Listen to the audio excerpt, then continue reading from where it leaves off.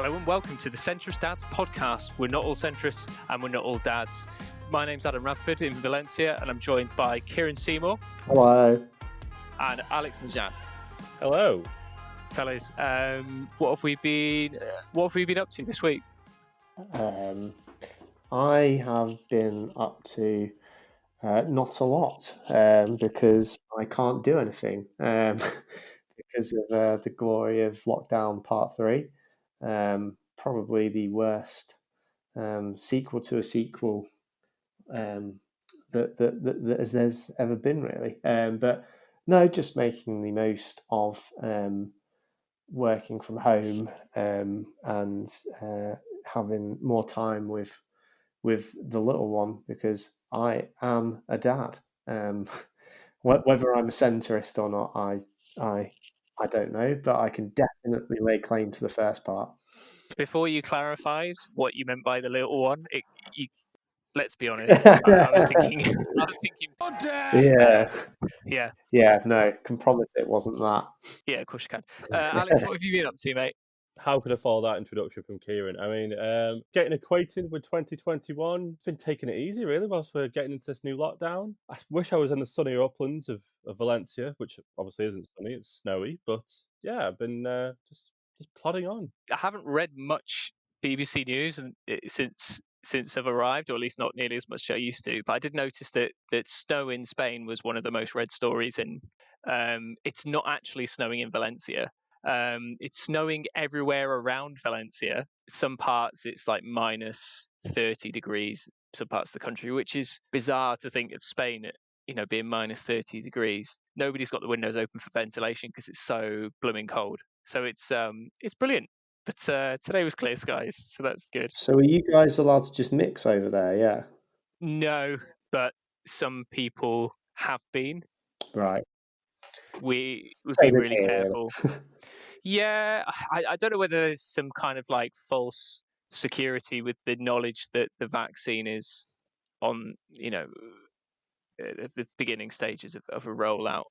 But it's much slower here for the vaccine rollout. That could be another talk for another day. Yeah. Because we have a corker to kick us off for our trial episode and for 2021. Kieran, what is our international story of the fortnight? Yeah, well, I mean, it could only be one thing, really, that has really captivated all of us for the week. The climax to the Trump years, hopefully, anyway. The storming of the Capitol building, which you kind of have to pinch yourself to kind of really get the gravitas of what actually happened. It was last week. I remember my dad texted me and he said, "I can't believe what's happening." And I was like, "God, what's going on?" Turn the news on and just sat there with a bottle of wine and just watched American news for 4 hours. Sounds remarkably civilized. Just sitting down watching a riot live for a few hours with a nice bottle of Shiraz. Yeah, it was like watching a political thriller, but then it was actually happening. There was definitely a sense that we were watching history, or at least I don't know if you felt that, Alex, but I definitely felt that as I was watching. It's like, this is going to be something that kids learn about in school if they're learning about the Trump years in the future, that in this dying days of office that people stormed the Capitol.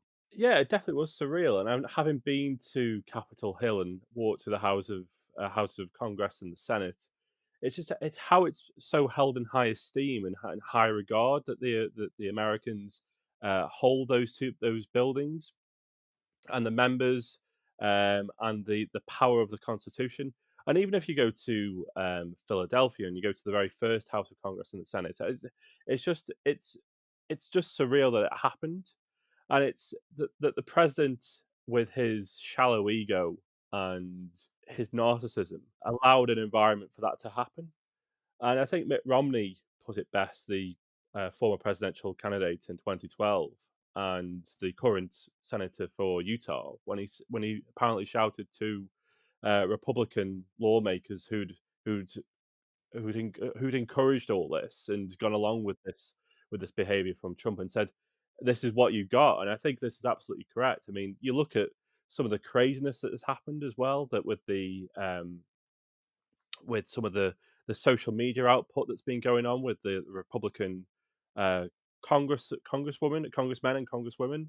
Dan Crenshaw in Texas, he posted a video of himself with that was treating it like he was some sort of spy, some sort of American patriot, creating a big budget video, attacking Antifa like he was just some sort of patriotic duty. You've got a Colorado congresswoman as well who released a big budget video, a green screen about how she was going to carry a gun. Twitter have locked her out of her account after she tweeted Nancy Pelosi's location. But I mean, it's just been absolutely insane. I think the likes of Josh Hawley and Ted Cruz, really for their own political gain, should be ashamed of themselves for what they have encouraged and what they've gone along with, knowing that it's essentially just baloney what they've gone along with. It's just, as Joe Biden would put it, he'd say it's just malarkey.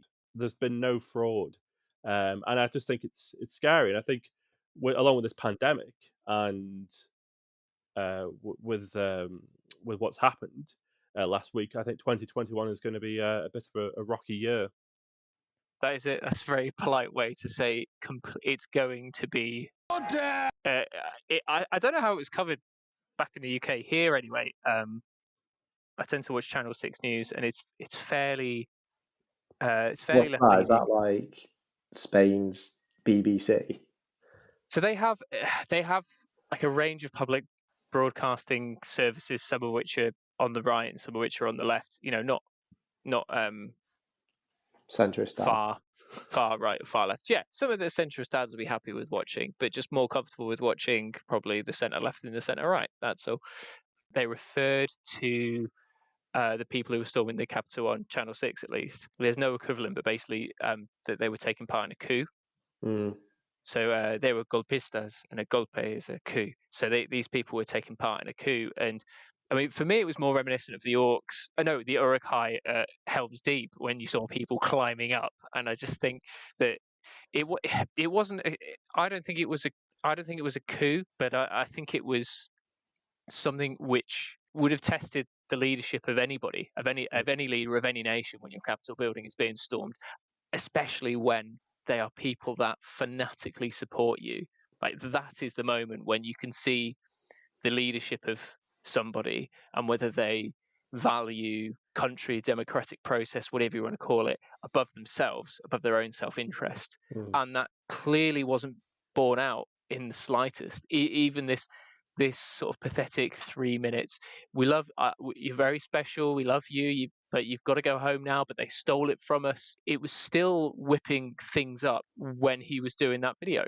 Yeah, and you're right that coup it's not the right word, because they were never gonna, remove the government as such. It was never gonna be that. It was dangerous, and it was worrying, and especially with the right to hold arms over there. You never can be too sure what's going to happen. That's why that law exists. When you feel the government is denying you your freedom, you have the right to bear arms. Those people. That's with the exception of in DC, you can't carry arms. can you not? I don't think so, Alex. You No. probably know more than I do, but I think you're not allowed to carry guns in the DC city limits out in public. I don't know, but I don't have her name off the top of my head, which I probably should. But again, the recently elected congresswoman for Colorado says it's her constitutional right to carry her pistol in the House of Congress, and she intends to carry it with her. Her excuse is that because she's 5 foot, that she should be allowed to defend herself in one of the most one of the cities with the most highest crime rates in the entire of the United States. But I think, going back to your point, guys, about the rhetoric and how Trump said, "We love you," and it wasn't a coup and everything like that, I thought it was interesting looking at the disconnect between his language, Trump's language, and his actions. he never really says that he's never really there on the ground with his supporters. He's there hosting the rallies. He's there encouraging the frenzy of lock her up or something like that. It was a rigged election. It was stolen from us. Now go out there and demonstrate this. With the lockdowns in like Michigan, with the governor in Michigan, he created an environment. We need to open up our states, and he encouraged protesters to go outside of the governor's mansion, the governor the government buildings in Michigan, for example. And I think you notice there when he's saying we're going to walk down to Capitol Hill and we're going to demonstrate. He didn't walk with them, with those protesters. He just encouraged them to go down there, and we're going to go peacefully go down there. And he knew that that wasn't going to happen. Even with his long rambling account of the speech that was just disturbing, rambling, didn't make sense, and he's saying, you don't concede, you don't do anything like this when it was taken from you." And it is dangerous, and I think that's just so interesting watching the disconnect between just his rhetoric and his just his actions. His legislative achievements speak for themselves. He's said all these things like, "Oh, I'm going to do this, I'm going to do that." Really, he's just withdrawn from a lot of things. Hasn't actually implemented a lot, and that was his record. Do you think when he does this stuff and says these things, especially with this one, because obviously like it's all about him, that he's an egotist and everything is about him and his image, and he's a TV personality. That's how he really made his name, and that's how he won the election.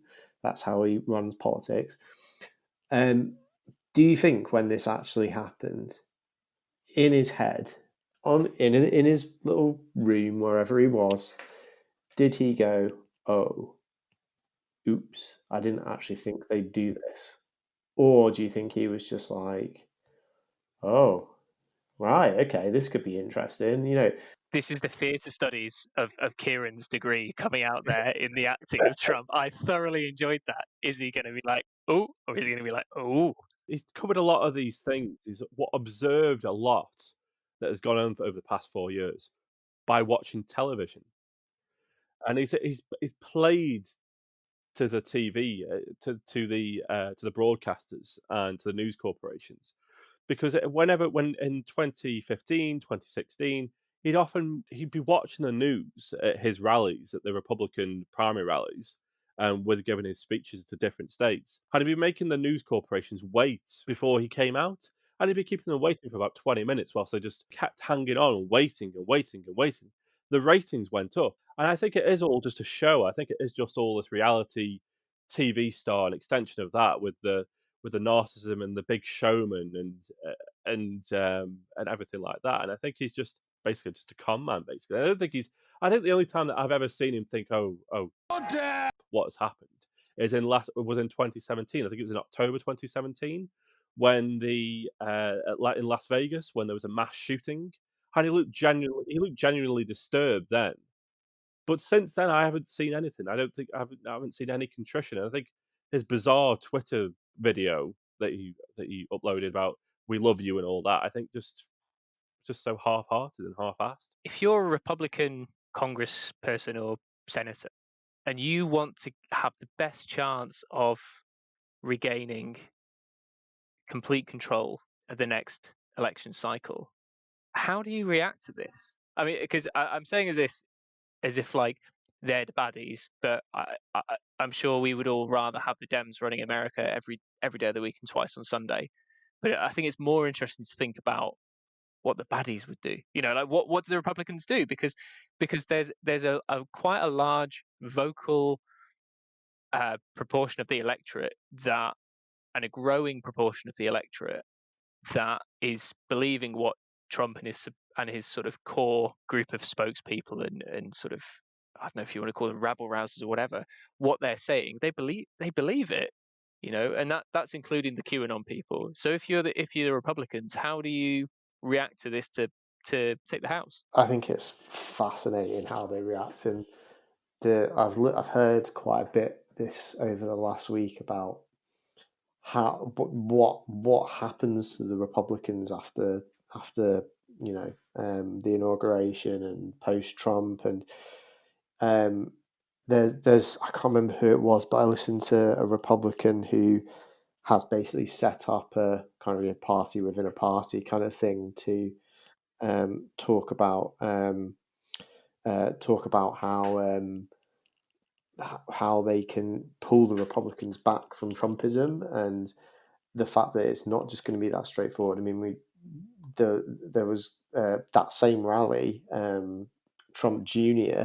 Last Wednesday, saying this is no longer the Republican Party. This is Donald Trump's Republican Party. It's going to be fascinating to watch over the next 4 years. I think it's a case of whether another Trump runs in 4 years as to what happens. And I think you're going to, those fanatics are not, in my view, I don't think they are fanatical Republicans. They're fanatical Trumpians. So if there's no Trump there, are they going to, just go quiet and go away? And that's going to be the battle. And I don't know, I don't know enough about the inner workings and governance of the Republican Party. Can they stop people running as candidates? It's difficult. Breaking news, by the way: Donald Trump has been impeached twice, and he will now face his trial before the Senate. So it's difficult, because if Donald Trump is found to be guilty, then he can be barred from running again, from ever standing for office again, presidential office again. I don't know. I'm supposed to need to do a bit of research on this about whether he can run for Congress and the Senate. I don't think he'd dabble in that, though. I don't think he'd get into that. But I do think it is disturbing in a way that the amount of votes that Trump was able to put on for the Republican ticket, from around about 62 million in 2016 to over 74 million in Yeah. 2020. I do think as it's at the moment, with the amount of Republicans that have supported the Capitol riots, voters, there was a very significant portion of Republican voters that do support those riots, and do think it was a rigged election. The Republican Party's got a very distinct choice now. I think its path is very perilous if it wants to wrestle those like Mitch McConnell, Liz Cheney, the Cheneys of the world, the Mitch McConnells, the Mitt Romneys, the establishment old guard. They want to wrestle control from the Trump family. I think they've got to vote with their conscience, really, and I think that's what Liz Cheney. I think that's what she's trying to do, is vote to be on the right side of history. Mitch McConnell's been said he wants to wrestle the party away from Donald Trump. At the moment, the Republican Party is going down the path of being the political wing of the Trump business empire, and I do think that the likes of Ivanka will try and run for the Senate, perhaps in 2 years' time. Um, and I do think she'd win a primary. Um, I think Don Jr. probably has political aspirations now. If his father, I think he'll try and maybe run for president. I don't know. He'll try and run for some form of office, I think. And I think, again, with that bravado and that macho strongman, again, like his father, I think he'll try and run on the same ticket. So yeah, I think that it's very perilous for the Republican Party. They are divided. Um, I think Kevin McCarthy, who's is the House leader for the Republicans. I think he was banking on supporting Donald Trump, so he went along with it all. But I think he's starting to hold back. I think he saw the gains that they made in the House in November, and thought, well, actually, now that we can, with this kind of performance, we can get the House back. But I think he's perhaps he's just withdrawing from the scene a little bit. There's a couple of things there that you said which is really interesting. Number one for me, and what you said there is that the Republican Party is becoming, or is at risk of becoming, sort of the political wing of the Trump empire, and this idea that there could be this establishing of a dynasty, a new political dynasty, like a right wing version of the Kennedys, and this is where it begins. The idea of another Trump running in 4 years' time is something that loads of people have spoken about. It wouldn't shock me at all. The idea of a Trump ticket, double Trump, I can I can see it happening, but but it's what the other Republicans do. And the last thing that you said there, Alex, in terms of this person almost making up their mind based on how effective in winning votes Trump was, rather than something ideological. That for me is the really scary thing, because how far down this path do you go if it's popular and it's secure and it locks in 40% of the electorate, but with a low turnout, you'll win a majority in a seat. Just go along for it, because then you know you'll win your seat again. And at what point is he willing to say enough is enough? I love the way, guys, that actually 20 minutes into this first trial recording, there's breaking news whilst we're doing it. This is brilliant. And trial recording, no pun intended. Oh, very good. Yes, love it. And could this be the watershed moment where lots of people pile on who have been sort of sitting in the shadows and worried about coming out against Trump? Otherwise, the full weight of this Trump fanatic QAnon chaotic mess, well, it's not chaotic, it's organized, but this big grouping will just pile on top of them on social media and in the communities. And now they might feel like, let's come out and say, this was wrong. He's being impeached. We've got evidence. Everybody's seen the videos and everyone's seen the tweets and all this stuff. Now is the time. It's now or never, basically, to try and win back the Republican Party. I think my final point on all of this, and I think this is a real shame out of all this, is that part of the reason it all happened last Wednesday was obviously the final two Senate seats being decided in Georgia, and both going to the Democrats, and not the point that hooray, the Democrats have got control, but for me it was actually, here's a county with a huge city in Atlanta that's growing and growing, and really the Black Lives Matter movement, I think, had a profound impact on the election for the Senate seats there, and especially the black senator as well getting elected. And I just think that that's, for me, that's been lost, and it could have been really celebrated, that actually that Black Lives Matter whole movement, it's got its issues within the organization, but when you come down to the issue of equality for all, that protest and that movement had an impact, I think, on the outcome of that result, and as a result has made American politics fairer and better and more representative as a democracy, which it should be, and it isn't very good at doing that in terms of democracies. And at the same time, I think, imagine if, instead of thousands of Trump supporters, fanatics, whatever you want to call them, had stormed the Capitol building, and this point was made on CNN. Imagine if it was Black Lives Matter protesters, or Muslims, or literally or Antifa, literally any other group you can think of. What would be the reaction from major bodies, There would be especially more than political? 5 people dead, I would imagine. I would imagine you're probably right. But yeah, that's a really good point, Kieran. Yeah, and I think again, just to go on, just to reinforce Kieran's point. I mean, in 2018, due to voter suppression of the black vote, you could argue Stacey Abrams just narrowly lost out in the governor race, and Stacey Abrams went away for 2 years and organised the black vote to vote in the presidential election, because she knew that it was going to be key and crucial. She's done an excellent job of organising that vote. It's meant that Raphael Warnock beat Kelly Loeffler, and it meant that and as he pointed out in his victory speech, his mother used to pick somebody else's cotton, and she got to vote for her son to be Hmm.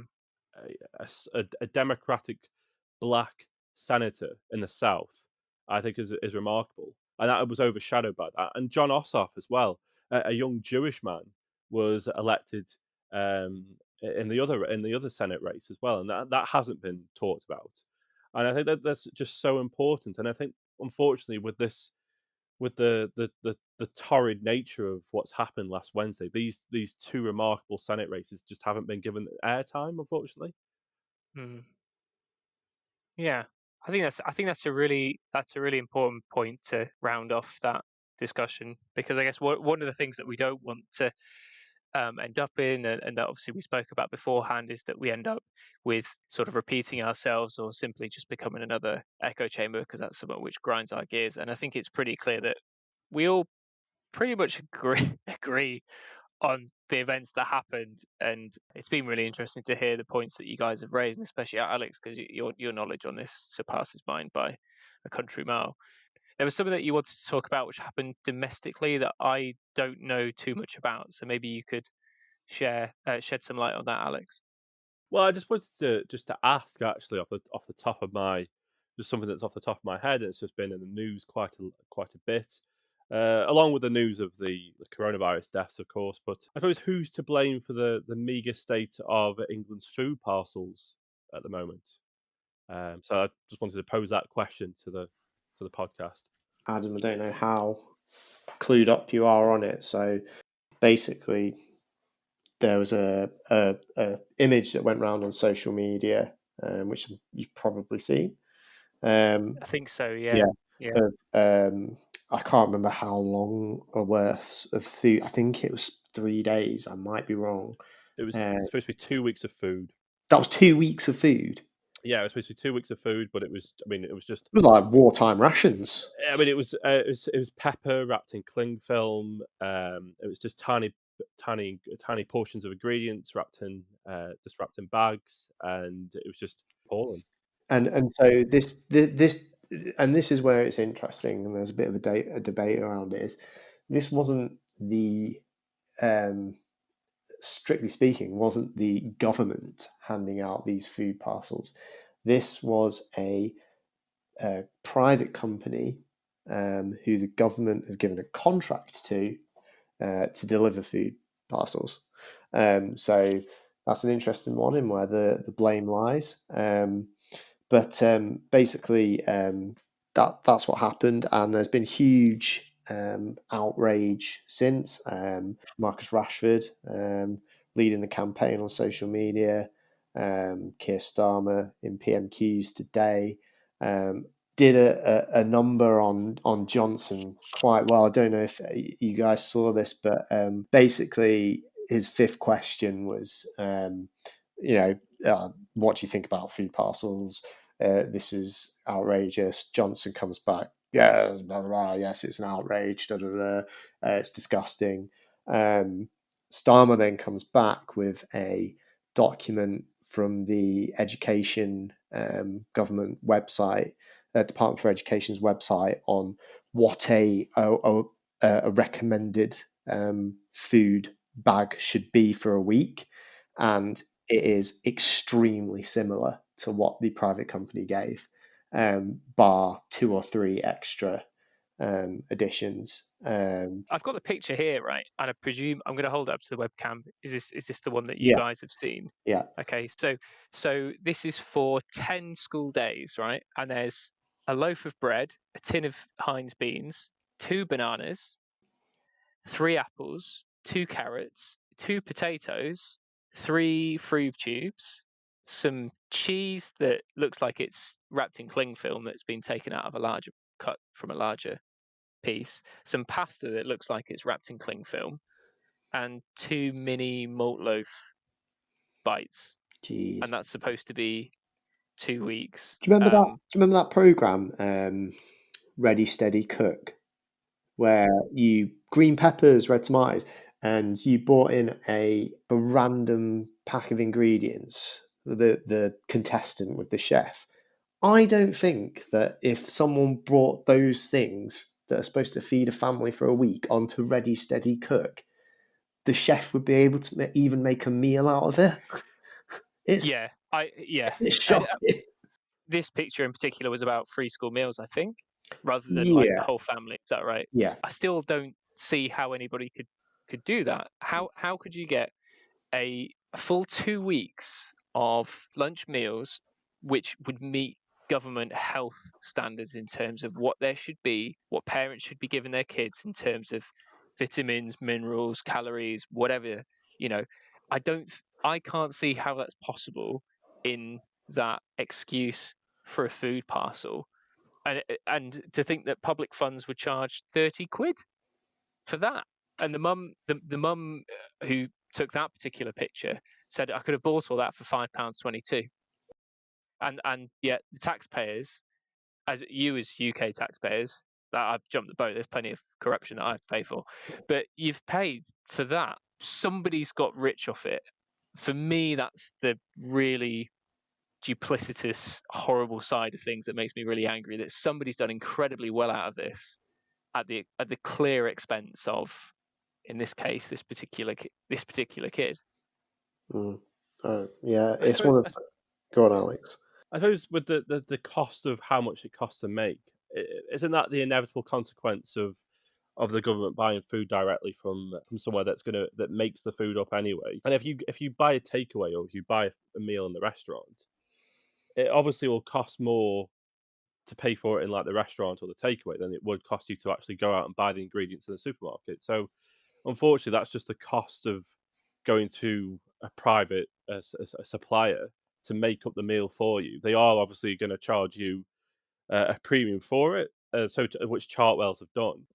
I suppose that's just the playing the devil's advocate on that one there. So do you mean as in like, so the company in question is doing what companies do?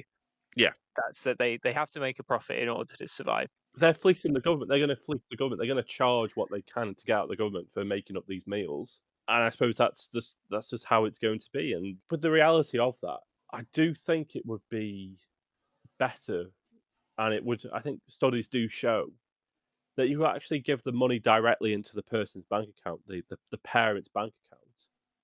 That way, that they would then benefit more from than having this one of these.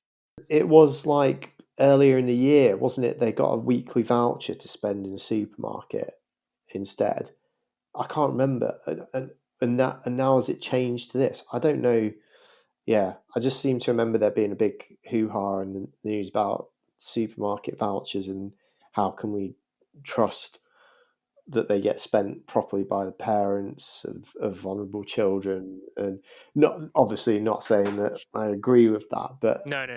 so the whole thing's a mess in my opinion, and I think it's not good that it's only really got the traction because Marcus Rashford's so behind it, and you know I know full well that Labour obviously oppose it and stuff, but you know I kind of want them to be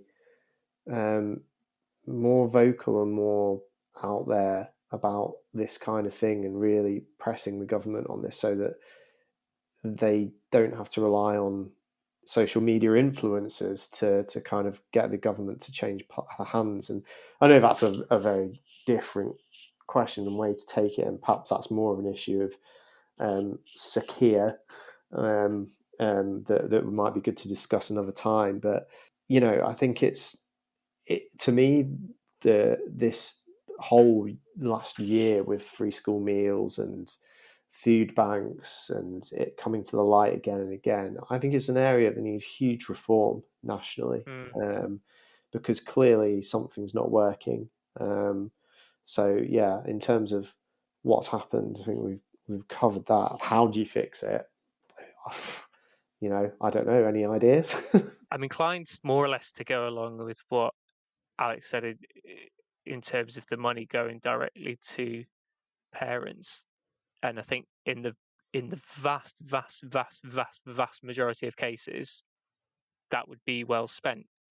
I've also seen, working as a teacher in inner city schools, working as a social worker, I've also seen where parents, in extremely rare circumstances, but nonetheless the children's lives, have not spent money that they've received on things they should be spending it on for their kids.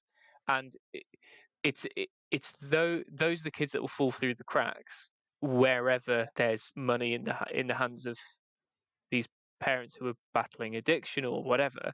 But I think it's important to bear in mind how much of a minority that is, whilst not shirking the responsibility, because it would be very easy to say, how patronising are the government? You've just got to give the money straight to the parents and that'll solve the problem. And it would be equally easy, and this is presumably what would be happening on social media if there was ever going to be anything close to an exchange and not just echo chamber after echo chamber. But the other side could say, oh, how dare you be so patronising to working class families and say they're not going to spend their money responsibly. And nobody's having a real discussion about the substance, which is clearly money is not always spent responsibly by parents. By responsibly, I mean the money that would be received in form of benefits or in their salary or whatever. If it was being spent correctly, we wouldn't have people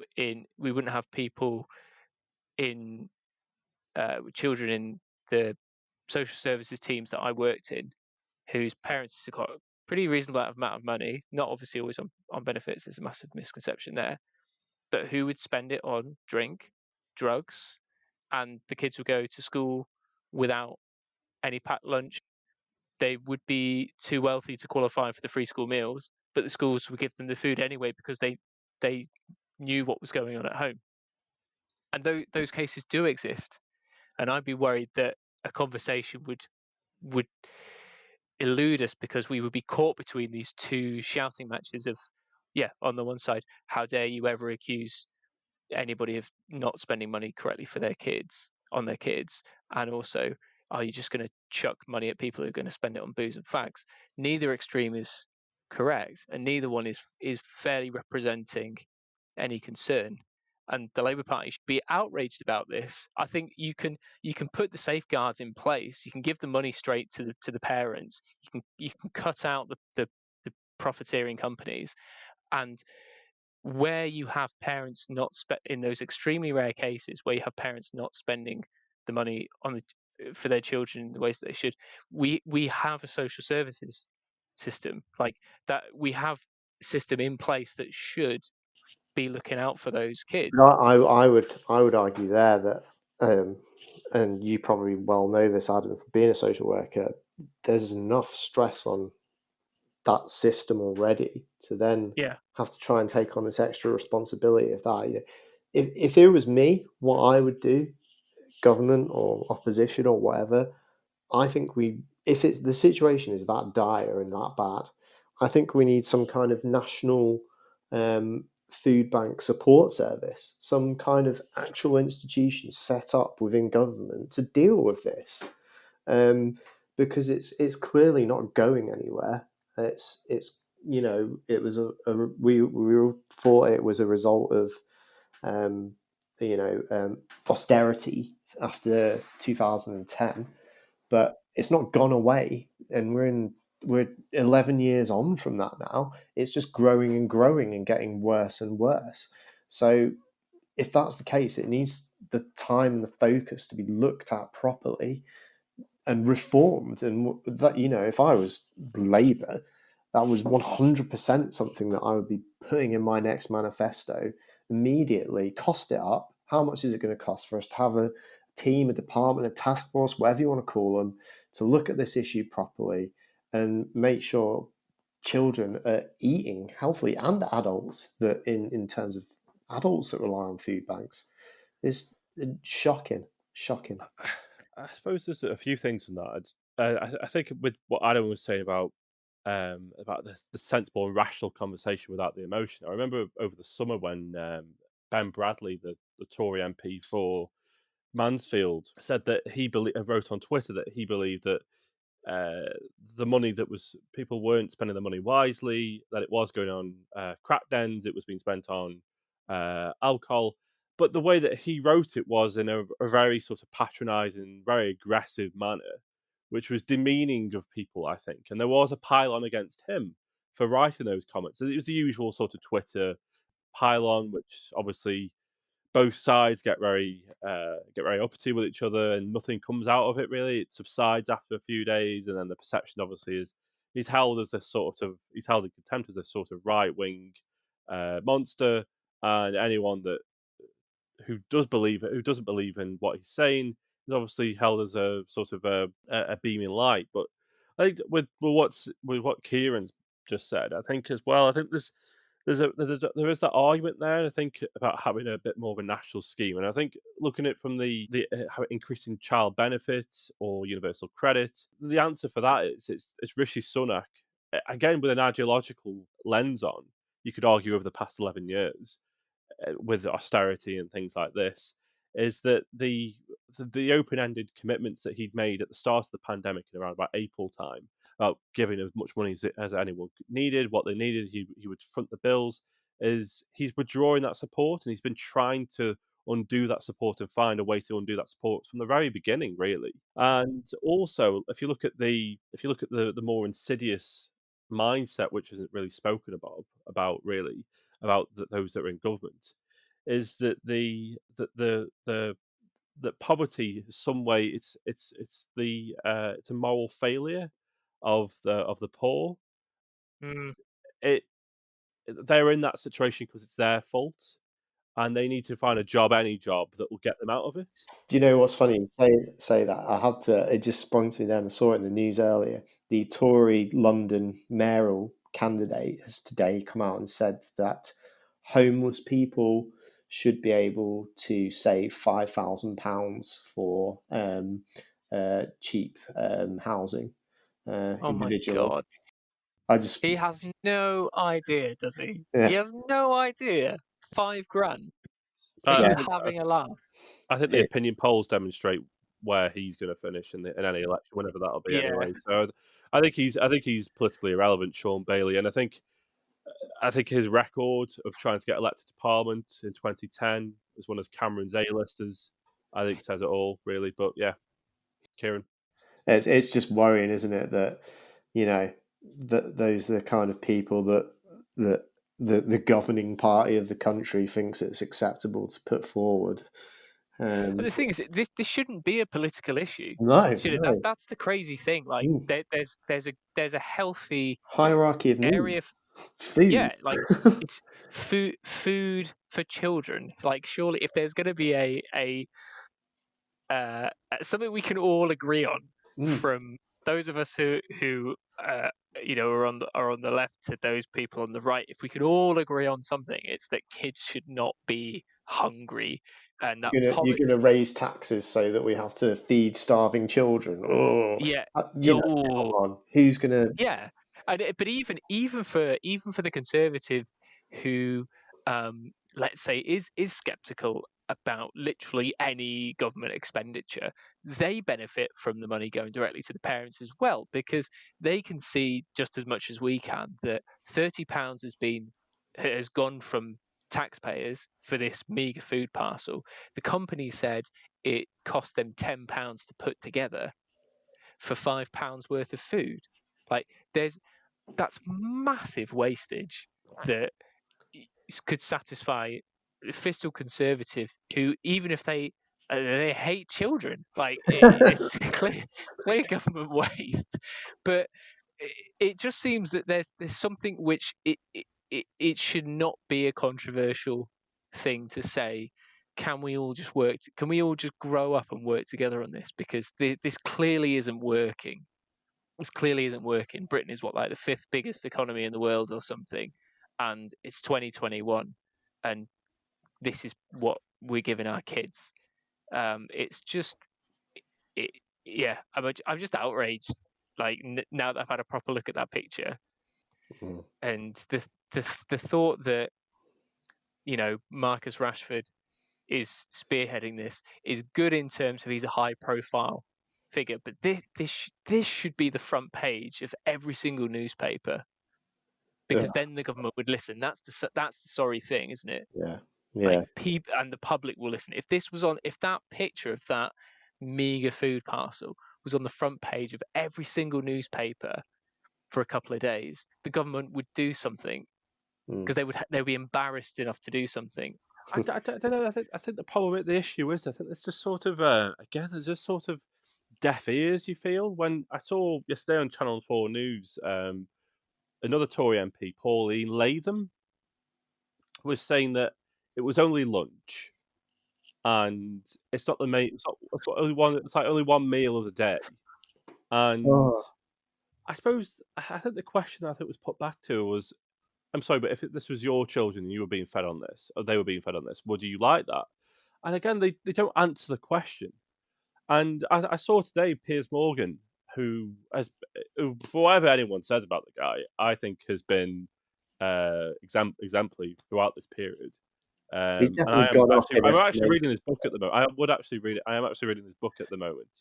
Wake Up, and he asked Matt Hancock, do you care about it so much that you voted against it? You think it's the right decision, but you voted against it in the first place. And he would just give these half-arsed responses, and he was just not answering the question. And he was saying that he wouldn't. He says that he wouldn't answer whether he regretted it or not. And so you feel that I mean, I just don't. I mean, I don't know. And not to go off on a tangent, but you just wonder that Conservative coalition, that voter base that was formed under Boris Johnson's winning election under the Conservatives in 2019. The Conservative base at the moment is fitted on three pillars. There's obviously the traditional Shire Tories.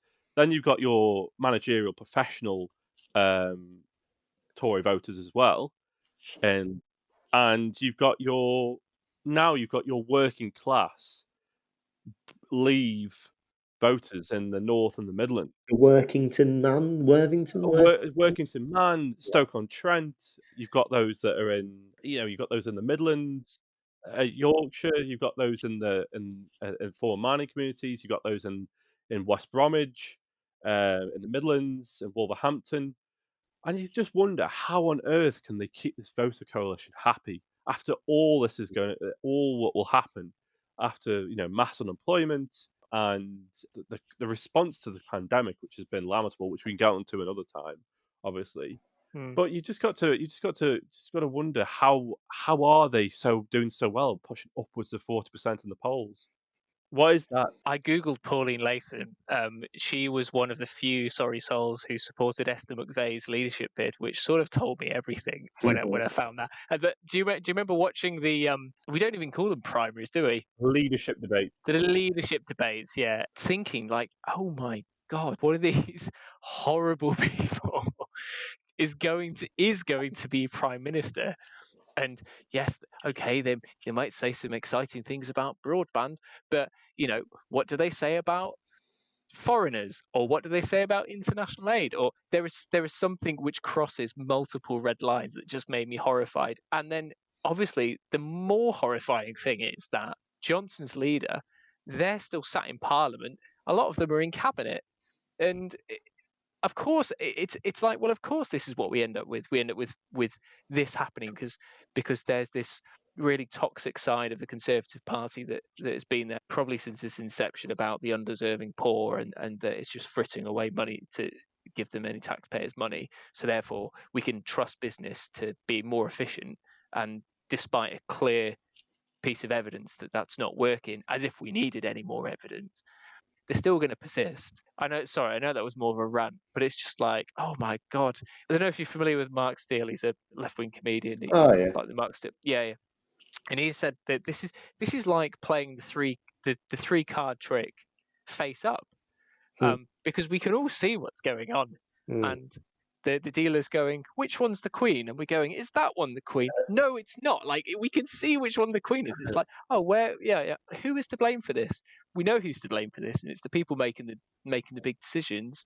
And the best thing that can happen is for them to be turfed out, and the best thing for that is for an effective opposition that makes.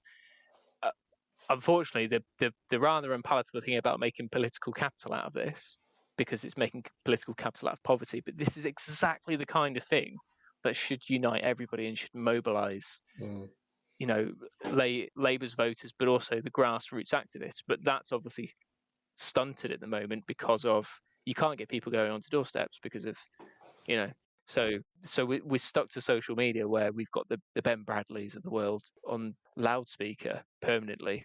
And I think it's easy to write a tweet back at Ben Bradley saying how much of a he is, but it's harder to actually elicit change. But you feel good about it when you do write something negative in a social media driven society as ours is becoming. And at the moment, when people are on social media even more, at least there's somebody high profile like Marcus Rashford bringing it to the public's attention, but it really shouldn't be falling on his shoulders. Kieran, did you want to make one last point before we wrap things up? Yeah, one last point was just come to Alex's question about that Johnson tripod, if you want to call it that, of those three groups that got him that election. And I think what's clear to me is, yeah, they've lost a lot of points in the polls. What was it, 20-point swing or something over the last year?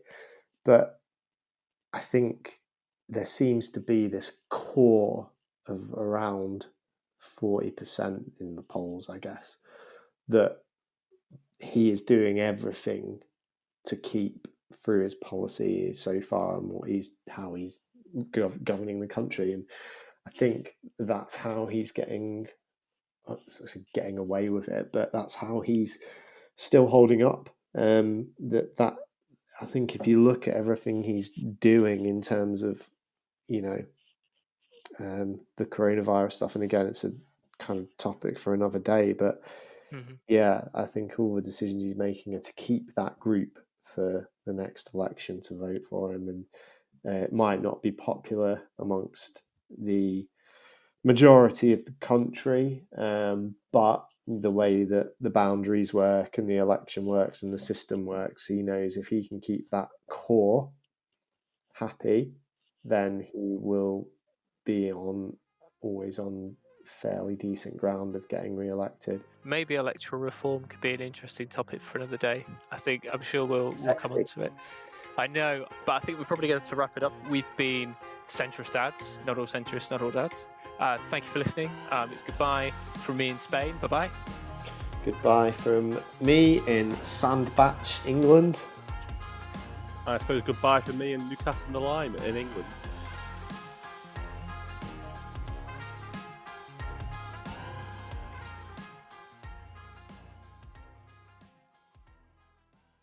I'm going to cut that bit. I'm going to start again. I'm going to cut that bit. That was atrocious.